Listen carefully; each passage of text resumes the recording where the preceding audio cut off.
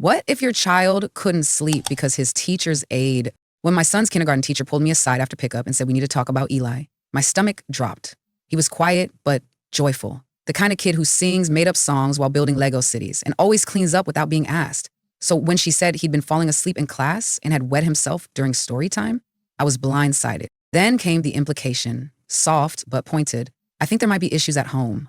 I explained that Eli always went to bed at 7:30, that he hadn't had an accident since he was 3. She gave me that look, the one that says you're clearly in denial, and suggested maybe we try cutting screen time and starting bedtime earlier.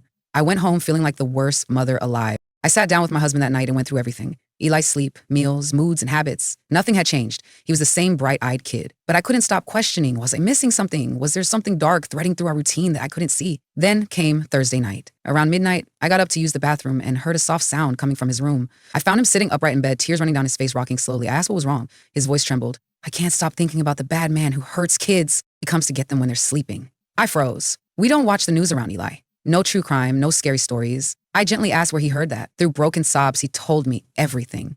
During quiet time at school, when the lights were low and kids were meant to rest on their mats, the teacher's aide, Mr. Jennings, had been showing them videos on his tablet. News reports, stories about kidnappings, missing children, Amber Alerts, murders. Every day for 3 weeks. Mr. Jennings said their parents were too soft, too sheltering, that he was helping them grow up. I sat there, holding Eli as he cried, his whole body shaking while my hands trembled with rage.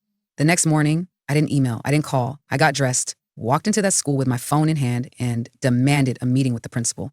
I played the recording I took of Eli's story. The principal went pale. 2 hours later, Mr. Jennings was off the property, fired on the spot. The teacher, the one who had suggested we fix our bedtime routine, couldn't even look me in the eye. But none of it fixed the damage. Eli still flinches when the room gets too quiet.